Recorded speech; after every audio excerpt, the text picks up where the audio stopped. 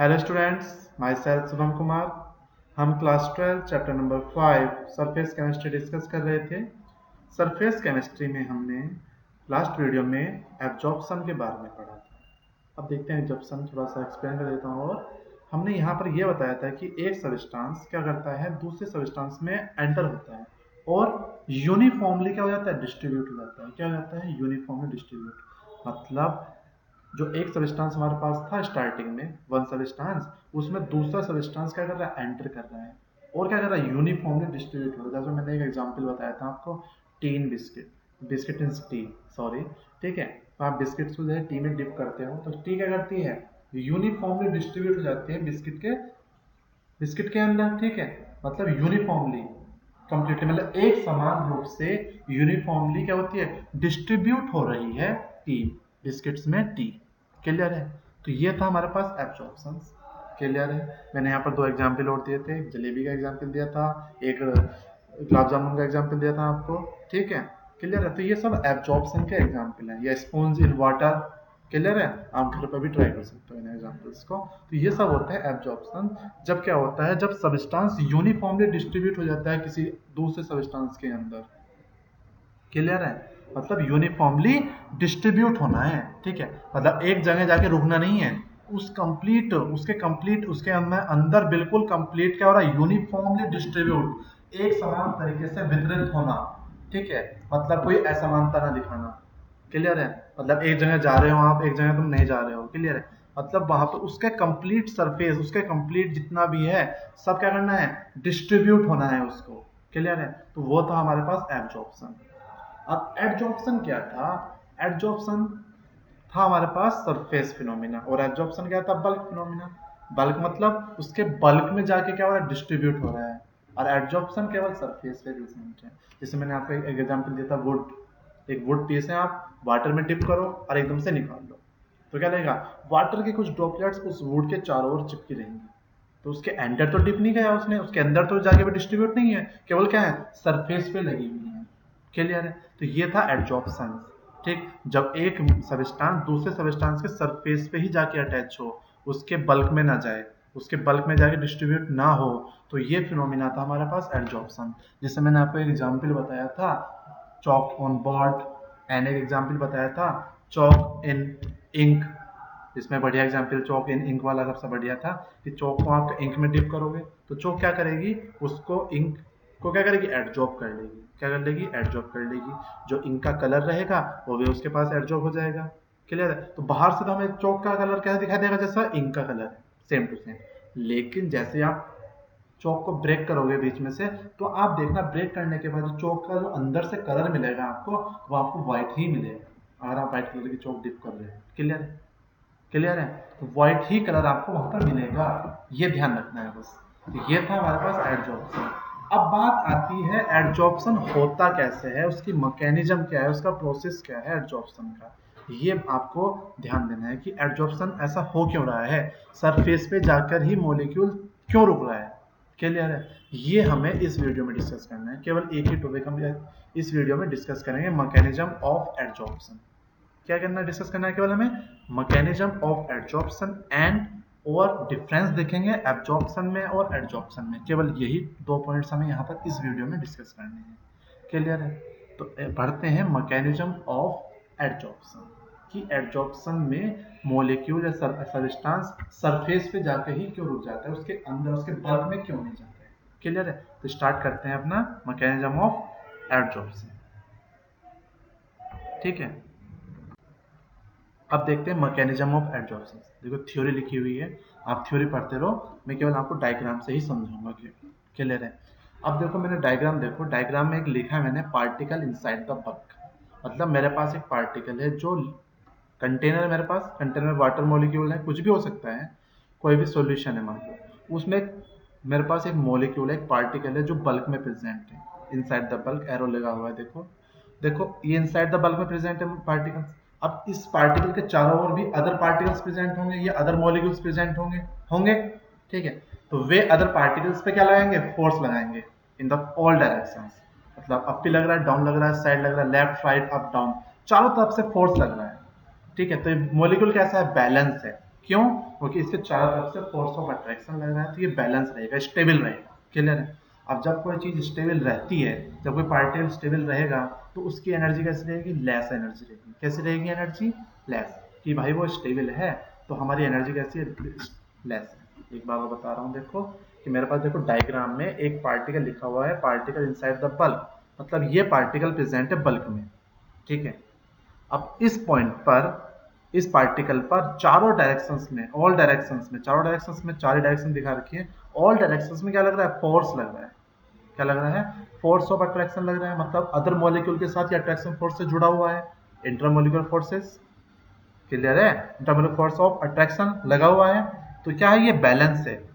कैसा है? ये बैलेंस में रुका हुआ है एक जगह पर। क्लियर? मतलब स्टेबल है। तो इसकी एनर्जी कैसी है हमारे पास? लेस एनर्जी है। कैसी एनर्जी है? लेस एनर्जी है। क्लियर है? अब देखो एक पार्टिकल मेरा प्रेजेंट है सरफेस पर, दिखा हुआ है यहाँ पर particle present at the surface. Clear? अब देखो particle present at the surface, तो इसमें सभी डायरेक्शन से फोर्स नहीं लगेगा, केवल जो इनसाइड्स में, लेफ्ट में, राइट में लिख लगा रखा है मैंने यहाँ पर, 3 डायरेक्शन में फोर्स बता रखा है आपको, लेफ्ट, राइट और डाउन वाला। लेकिन ऊपर इसके कोई मॉलिक्यूल प्रेजेंट नहीं है, ऊपर तो खाली है। ठीक है? सरफेस पे प्रेजेंट है ना, तो केवल 3 डायरेक्शंस में यहाँ पर फोर्स लग रहा है। या और फोर्स क्या लग रहा है? ऑल साइड से फोर्स यहाँ पर नहीं लग रहा है, केवल कुछ ही साइड से फोर्स ऑफ अट्रैक्शन लग रहा है। क्लियर है? जिसकी वजह से कैसा रहेगा? अनस्टेबल रहेगा। मतलब ये लेफ्ट से भी स्टेबल है, राइट से भी स्टेबल है, डाउन से भी स्टेबल, लेकिन अप से स्टेबल नहीं है। ऊपर से इसके ऊपर कोई फोर्स नहीं लग रहा, क्योंकि ये खुद सरफेस से प्रेजेंट है। कैसे प्रेजेंट है? सरफेस पे प्रेजेंट है। मतलब कैसा फोर्स है इसके पास? अनबैलेंस फोर्स है। कैसा फोर्स है? अनबैलेंस। और जब इसके पास अनबैलेंस फोर्स लग रहा है तो ये कैसा है? अनस्टेबल है। कैसा है? अनस्टेबल। मतलब जब कोई चीज अनस्टेबल रहती है तो उसके पास कैसी एनर्जी होती है? More energy. कैसी एनर्जी होगी? More energy. क्लियर है? समझ में बात आई? देखो पार्टिकल कहाँ प्रेजेंट है? सरफेस से प्रेजेंट है। तो सरफेस से प्रेजेंट होने की वजह से इस पर जो फोर्स ऑफ अट्रैक्शन लग रहा है वो सभी साइड से, ऑल साइड से नहीं अप्लाई होगा, कुछ सम साइड से ही अप्लाई कर पाएंगे। देखो मैंने दिखा भी रखा है। क्लियर है? समझ में बात आई? तो particle present at the surface unbalance force. कैसा है? ये अनस्टेबल है, मोर एनर्जी। क्लियर? अब जैसे ही इसके पास एक मॉलिक्यूल आएगा, इस पे क्या करने होने के लिए, जैसे ही इसे कोई मॉलिक्यूल दिखेगा, ठीक है, इसके सरफेस पे कोई मॉलिक्यूल आना चाहेगा, इसके पास कोई मॉलिक्यूल आना चाहेगा, देखो मैंने दिखा रखा है रेड डॉट से। तो जैसे ही इसके पास एक मॉलिक्यूल आएगा तो ये क्या चाहेगा कि मेरे पास, मैं कैसा हो जाऊं? बैलेंस हो जाऊं। तो क्या करेगा? उस मॉलिक्यूल को अट्रैक्शन फोर्स से अपनी तरफ क्या करेगा? अट्रैक्ट कराएगा। क्या कराएगा? अट्रैक्ट कराएगा। क्लियर है? तो ये क्या होता है? ये अट्रैक्ट, ये बैलेंस फोर्स जो सरफेस पे पार्टिकल प्रेजेंट हैं वो अपने आप को स्टेबल करने के लिए दूसरे सबस्टांस को क्या करते हैं? अट्रैक्ट करके रखते हैं अपने सरफेस पे ही। ठीक है?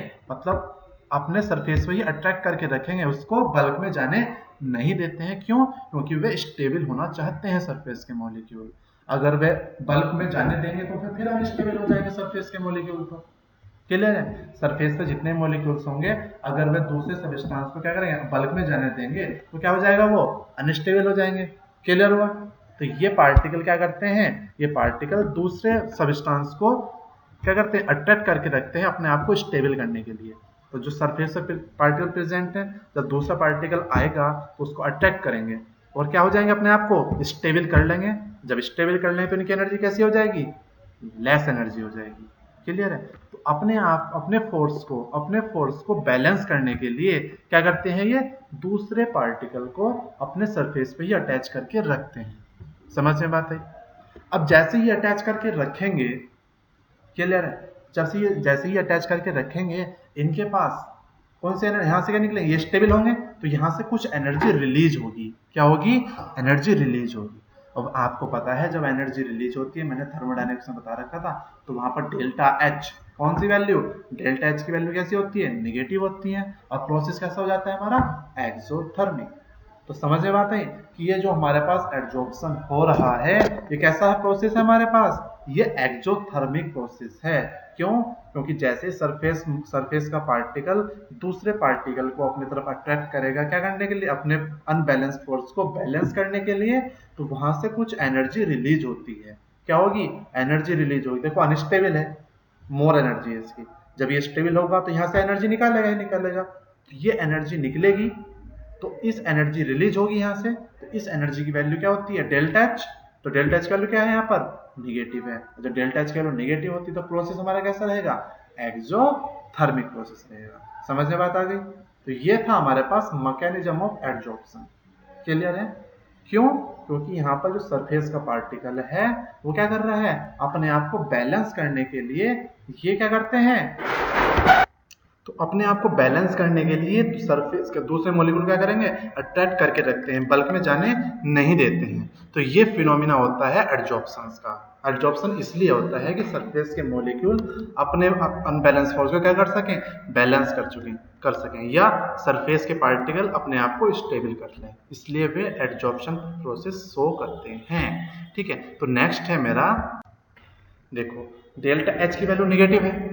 क्या है डेल्टा एच की वैल्यू, निगेटिव। एडजॉर्प्शन कैसा हो गया हमारे पास, एक्सोथर्मिक हो गया। कैसा हो गया, एक्सोथर्मिक। ये मैं बता चुका हूँ। अब मान लो एक एग्जांपल ले लो कि एक गैस है मेरे पास, तो गैस क्या होते हैं, मॉलिक्यूल्स दूर दूर होते हैं, तो वहां पर एंट्रोपी, एक वर्ड आपने थर्मोडायनामिक्स में पढ़ा होगा, एंट्रोपी, जिसे डेल्टा एच से डिनोट करते हैं। तो जब गैस के मॉलिक्यूल्स रैंडम मोशन शो करते हैं तो वहां एंट्रोपी की वैल्यू कैसी होती है, पॉजिटिव। लेकिन जैसे ही गैस के मॉलिक्यूल क्या करेंगे, एब्जॉर्ब होंगे किसी सरफेस पे, तो वहां तो उनकी डेल्टा एच की वैल्यू कैसे हो जाएगी, डिक्रीज हो जाएगी। डेल्टा एच की वैल्यू कैसे हो जाएगी, वहां पर निगेटिव हो जाएगी, क्योंकि वहां पर वे रैंडम मोशन नहीं कर पाएंगे। क्लियर है। वहां पर उन्हें स्पेस नहीं मिल पाएगा इतना, तो वहां पर एंट्रोपी ऑफ गैसेस क्या हो जाएगी, डिक्रीज हो जाएगी, मतलब डेल्टा एच की वैल्यू निगेटिव। तो इन एडजॉर्प्शन अगर गैस ले रहे हैं तो वहां पर enthalpy is decreases as well as entropy is decreases. Clear है। मतलब डेल्टा एच भी निगेटिव और डेल्टा एस भी यहाँ पर हमारा निगेटिव रहेगा। ठीक। क्योंकि आपको पता, देखो डेल्टा जो गैस मॉलिक्यूल्स होते हैं वो रैंडम मोशन शो करते हैं। रैंडम मोशन शो करेंगे तो मैंने कहा था जितनी ज्यादा रैंडम मोशन होगी उतनी ज्यादा एंट्रोपी होगी, जितनी उनके पास रैंडमनेस होगी उतनी ज्यादा एंट्रोपी होती है। More the randomness more is the entropy. ये मैंने आपको थर्मोडायनामिक्स में बता चुका हूँ, एस की वैल्यू। क्लियर है। तो क्लियर है। तो जितनी डेल्टा एस की वैल्यू ज्यादा होगी पॉजिटिव आएगी वैल्यू, लेकिन जैसे ही गैस के मॉलिक्यूल्स एडजॉर्ब हो जाएंगे सरफेस पे, तो वहां पर क्या हो जाएगा, उनकी जो रैंडमनेस थी वो क्या हो जाएगी, डिक्रीज हो जाएगी। वे वहां पर मोशंस नहीं कर पाएंगे कंप्लीटली सही वे में। ठीक है। In many directions. क्लियर है। तो जिसकी वजह से डेल्टा एस की वैल्यू वहां पर निगेटिव हो जाएगी, और हमारे पास एंथैल्पी भी निगेटिव है और डेल्टा एस भी निगेटिव है। अगर हम कहें कि हमारे पास ये प्रोसेस स्पॉन्टेनियस है, तो मेरे पास क्या होना चाहिए, डेल्टा जी की वैल्यू नेगेटिव होनी चाहिए। तो उसके लिए मुझे कुछ कंडीशन देखनी पड़ेंगी। यहाँ पर ये डेल्टा एच की वैल्यू देखनी पड़ेगी, टीडीएस की वैल्यू देखनी पड़ेगी। मैंने आपको बता चुका हूँ ये टर्म, एक टेबल बनवाई थी थर्मोडायनेमिक्स में। ठीक है। आप देख सकते हो कि मैंने यहाँ पर टेबल होती है, यहाँ पर डेल्टा जी, डेल्टा एच और डेल्टा एस के साइंस हम इंक्लूड करते हैं। ठीक। तो वहां पर देख लेना एक बार टेबल वाली टेबल, और चेक कर लो। देखो डेल्टा जी की वैल्यू निगेटिव है। ठीक। क्लियर है। अब हमें डेल्टा जी की वैल्यू निगेटिव चाहिए। कब निगेटिव हो सकती है, या तो डेल्टा एच की वैल्यू निगेटिव हो, हाईली निगेटिव हो। हमारे पास कैसे होनी चाहिए, हाईली निगेटिव हो। तो एडजॉर्प्शन में तो डेल्टा एच की वैल्यू निगेटिव होती है। क्लियर है। और जो टीडीएस टर्म है ये कैसी होनी चाहिए, ये माइनस टीडीएस वाली टर्म ले रहा हूं मैं, टीडीएस के साथ माइनस भी आ रहा है। माइनस टीडीएस वाली टर्म कैसी होनी चाहिए, पॉजिटिव हो चाहिए। क्लियर है। पॉजिटिव कब होगी ये टर्म, जब डेल्टा एच की वैल्यू निगेटिव हो। गैसेस मॉलिक्यूल्स में डेल्टा एच की वैल्यू कैसे होती है, निगेटिव होती है। तो हमारी जो डेल्टा जी है वो कैसे हो जाएगी, निगेटिव हो जाएगी। क्यों, डेल्टा एच निगेटिव है और टीडीएस पॉजिटिव है। तो निगेटिव पॉजिटिव मींस निगेटिव आ गया। क्यों, क्योंकि डेल्टा एच हाईली निगेटिव है। कैसी है, हाईली निगेटिव। क्लियर हुआ। तो ये था हमारे पास एब्जॉर्प्शन की मैकेनिज्म। उसमें जो एनर्जी टर्म्स होती हैं, delta G, delta H, delta S, इनके साइंस में आप इंक्लूड कर सकते हैं। ठीक है। अगर आप ये चाह रहे हो कि यहाँ पर इक्विलिब्रियम आ जाए एडजॉर्प्शन में, तो डेल्टा जी की वैल्यू 0, तो उस केस में क्या करना पड़ेगा, जो डेल्टा एच है और जो डेल्टा एस है, इन दोनों की वैल्यू क्या करनी पड़ेगी, एक दूसरे के इक्वल देखनी पड़ेगी हमें। ठीक है। अगर डेल्टा एच की वैल्यू क्या आ जाए, इक्वल आ जाए किसके, टीडीएस टर्म के, तो हमारे पास डेल्टा जी की वैल्यू कैसे हो जाएगी, 0 हो जाएगी। तो वहां पर आप कंडीशंस अप्लाई कर सकते हैं। ठीक है। तो ऐसे क्वेश्चंस आपके बन जाते हैं यहाँ पर, स्टेटमेंट वाले क्वेश्चंस, कि डेल्टा जी जीरो कब होगा इन एडजॉर्प्शन केस में। आप वहां पर देख सकते हो जब डेल्टा एच किसके इक्वल हो, टी डी एच टर्म के इक्वल हो जाए, उस केस में हमारे पास डेल्टा जी की वैल्यू जीरो रहेगी। और डेल्टा जी निगेटिव कब होगा, जब डेल्टा एच की वैल्यू हमारे पास हाईली निगेटिव होगी और टी डी एच की वैल्यू हमारे पास विल बी पॉजिटिव होगी। क्लियर हुआ। तो ये था मेरे पास एडजॉर्प्शन ऑफ मैकेनिज्म की एडजॉर्प्शन की मैकेनिज्म। ठीक है, क्या था ये, एडजॉर्प्शन की मैकेनिज्म, कैसे इसमें फिनोमिना होता है। नेक्स्ट है मेरा इसमें एब्जॉर्प्शन एंड एडजॉर्प्शन। क्लियर है, मतलब दोनों फिनोमिना में हमें डिफरेंस देखना है। तो फर्स्ट पॉइंट तो सबको पता होगा कि एब्जॉर्प्शन तो बल्क में होता है। एग्जाम्पल देख लो, biscuits and tea, it is a surface phenomena. Adsorption कैसा है, सरफेस फिनोमिना है। Chalk on board, chalk dip in ink, देख सकते हो आप। क्लियर है। सेकेंड पॉइंट, एब्जॉर्प्शन में यूनिफॉर्म डिस्ट्रीब्यूशन होता है। कैसा डिस्ट्रीब्यूशन होता है, यूनिफॉर्मली डिस्ट्रीब्यूशन हो रहा है। क्लियर है, मतलब वहां पर एक समान रूप से डिस्ट्रीब्यूशन होता है। वहां पर जो हमारे पास सब्सटेंस एंटर करेगा वो दूसरे सब्सटेंस में एक समान रूप से क्या करेगा, डिस्ट्रीब्यूट होगा। ठीक है, वे ऐसे नहीं करेगा कि एक जगह पर उसकी अमाउंट ज्यादा रहेगी, दूसरी जगह पर उसकी अमाउंट कम रहेगी डिस्ट्रीब्यूशन में। नहीं, केवल एक ही समान, एक तरीके से, एक समान रूप से डिस्ट्रीब्यूट हो जाएगा वहां पर एब्जॉर्प्शन में। लेकिन एडजॉर्प्शन में क्या होता है, नॉन यूनिफॉर्म डिस्ट्रीब्यूशन। यहाँ पर ऐसा नहीं होगा। ठीक है, केवल एब्जॉर्प्शन में यूनिफॉर्म डिस्ट्रीब्यूशन होता है, एडजॉर्प्शन में नॉन यूनिफॉर्म डिस्ट्रीब्यूशन। तो यहाँ से भी क्वेश्चन बन सकते हैं कि adsorption is a distribution non uniform या यूनिफॉर्म। तो ये पॉइंट्स आपको डिफरेंसेस याद रखने पड़ेंगे। क्लियर है। अब एब्जॉर्प्शन में थर्ड पॉइंट है नाइदर एक्सोथर्मिक नॉर एंडोथर्मिक। मतलब एक्सोथर्मिक एनर्जी यहाँ तो रिलीज भी नहीं होती, ना ही एंडोथर्मिक यहाँ पर एनर्जी एब्जॉर्ब होती है। ठीक है, तो आप देख सकते हो जैसे स्पॉन्ज इन वाटर, आप वाटर में डिप करोगे, पानी गर्म हो जाता है या रुई गर्म हो जाती है, नहीं होती ना। तो यहाँ पर कोई एनर्जी रिलीज भी नहीं होती, ना ही यहाँ पर एनर्जी हमें देनी पड़ती है। लेकिन एडजॉर्प्शन में क्या होता है, एनर्जी रिलीज होती है। मैंने आपको मैकेनिज्म में समझाया था। एनर्जी कैसे रिलीज होगी, जब सरफेस का मॉलिक्यूल दूसरे मॉलिक्यूल्स को क्या करेगा, अपनी तरफ अट्रैक्ट करेगा और अपने आप को स्टेबल करेगा, तो उस केस में वहां पर एनर्जी रिलीज होती है। ठीक है, क्योंकि वहां पर क्या हो रहा है, वो क्या था वहां पर, पहले वो अनस्टेबल था, उसके पास एनर्जी ज्यादा थी। लेकिन जब जैसे ही वो स्टेबल होगा तो इसकी एनर्जी डिक्रीज होगी, तो एनर्जी क्या करेगा, रिलीज करेगा। क्लियर हुआ। तो ये था मेरे पास एडजॉर्प्शन का थर्ड पॉइंट। अब देखता हूं मैं एब्जॉर्प्शन का फोर्थ पॉइंट। देखो, एब्जॉर्प्शन में यूनिफॉर्म रेट है, मतलब यहाँ पर रेट एक समान रूप से चलेगा। मतलब इसके जो प्रोसेस है, इसका जो रेट है, रेट से मतलब जो केमिकल काइनेटिक्स में रेट ऑफ रिएक्शन होता है, उस रेट से मतलब है। ठीक है, कि यहाँ पर एक समान तरीके से डिस्ट्रीब्यूशन होता रहेगा एक ही स्पीड के साथ। लेकिन एडजॉर्प्शन में ऐसा नहीं होता है। एडजॉर्प्शन में कब होगा ऐसा, कैसा होता है कि स्टार्टिंग में हमारे पास सरफेस एरिया बहुत ज़्यादा है तो रिएक्शन फास्ट होगी। जैसे मैंने केमिकल काइनेटिक्स में बताया था कि surface area more, reaction is fast, rate of reaction is more. ठीक है, यहाँ भी यही प्रोसेस है। जैसे ही स्टार्टिंग में रहेगा रेट ऑफ एब्जॉर्प्शन फास्ट रहेगा, क्योंकि सरफेस एरिया हमारे पास है। लेकिन जैसे वो सरफेस एरिया ऑक्यूपाइड हो जाएगा, ऑक्यूपाइड होता रहेगा, ठीक है, मतलब वैल्यू उसकी डिक्रीज होने लगेगी, तो रेट ऑफ एब्जॉर्प्शन भी डिक्रीज होने लगेगा। क्या होने लगेगा, रेट ऑफ एब्जॉर्प्शन भी डिक्रीज होने लगेगा। क्लियर है। तो देखो, केमिकल एनालिटिक्स से भी आप नोट कर सकते हैं यहाँ पर कि जैसे जैसे सरफेस एरिया हमारे पास मोर सरफेस एरिया है तो हमारे रिएक्शन का रेट भी मोर रहेगा। लेकिन जैसे ही हम सरफेस एरिया वो ऑक्यूपाइड करा देंगे दूसरे मॉलिक्यूल से, तो वहां पर क्या हो जाएगा, सरफेस एरिया कम हो गया, तो रिएक्शन जो एब्जॉर्प्शन का रेट है वो क्या हो जाएगा, फॉल डाउन हो जाएगा, डिक्रीज हो जाएगा। तो केमिकल काइनेटिक्स के फैक्टर भी याद कर लो आप, जो रेट ऑफ रिएक्शंस को इफेक्ट करते थे। ठीक है, वही फैक्टर यहाँ पर लग रहा है। Surface area come, rate of reaction come, surface area ज्यादा तो रिएक्शन रेट भी ज्यादा ही रहेगा, मोर रहेगा। ठीक है, अब आते हैं एब्जॉर्प्शन के फिफ्थ पॉइंट पर। ठीक है, अब यहाँ पर यह बताया गया है कि एब्जॉर्प्शन का जो फिफ्थ पॉइंट है कि ये सरफेस एरिया पे डिपेंड नहीं करता है, मतलब इंडिपेंडेंट रहता है। कैसे रहता है, इंडिपेंडेंट रहता है। क्लियर है, मतलब यहाँ पर सरफेस एरिया कोई इफेक्ट नहीं करता है एब्जॉर्प्शन पर, लेकिन एडजॉर्प्शन में करता है।